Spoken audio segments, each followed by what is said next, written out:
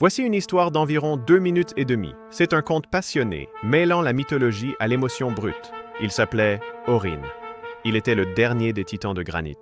Une créature si immense que lorsqu'il s'allongeait, ses omoplates formèrent des collines. Sa respiration soulevait la poussière des vallées. Son cœur battait au rythme lent des plaques tectoniques. Il était la terre, solide, lourd, solitaire. Elle s'appelait Elara. Elle était une fille de l'écume, une sirène aux écailles changeantes, tantôt turquoise comme les lagons, tantôt gris sombre comme la tempête. Sa voix pouvait apaiser les ouragans ou briser les coques des navires. Elle était l'eau, fluide, insaisissable, libre. Leur rencontre n'aurait jamais dû avoir lieu. La terre et la mer sont destinées à se combattre, à s'éroder mutuellement.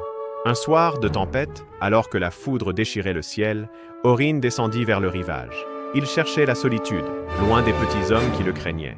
C'est là, dans le fracas des vagues, qu'il l'entendit. Un chant, non pas de peur, mais de défi face au tonnerre. Il s'agenouilla. Là, minuscule comme un bijou, Elara le regardait. Elle ne nagea pas vers le large. Elle le fixa, fascinée par ce monstre de pierre qui pleurait de solitude. C'était une passion impossible. Chaque nuit, Orin revenait. Elara nageait jusqu'au creux de sa main, qu'il gardait immergé pour elle. Il partageait le langage des éléments. Il lui racontait la chaleur du magma et la mémoire des fossiles. Elle lui chantait les abysses sans lumière et la danse des baleines. Leur tragédie était physique.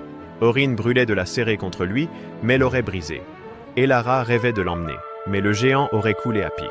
Un jour, sentant que son corps commençait à se figer, Orin prit une décision irrévocable. Il ne voulait pas mourir loin d'elle. Il entra dans l'eau, pas seulement la main, mais tout entier. La mer grondait, mais Elara nageait autour de lui, tissant un sillage de lumière. « Reste, murmura-t-elle. Je deviendrai ton port, répondit-il, sa voix résonnant comme un éboulement lointain.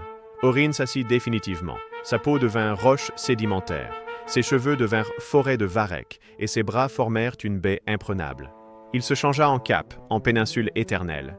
Aujourd'hui encore, vous verrez une formation rocheuse qui ressemble à un géant endormi. Si vous écoutez bien, ce n'est pas le bruit des vagues. C'est Elara qui revient, encore et toujours, embrasser le visage de pierre de son amant, unissant à jamais la terre et la mer.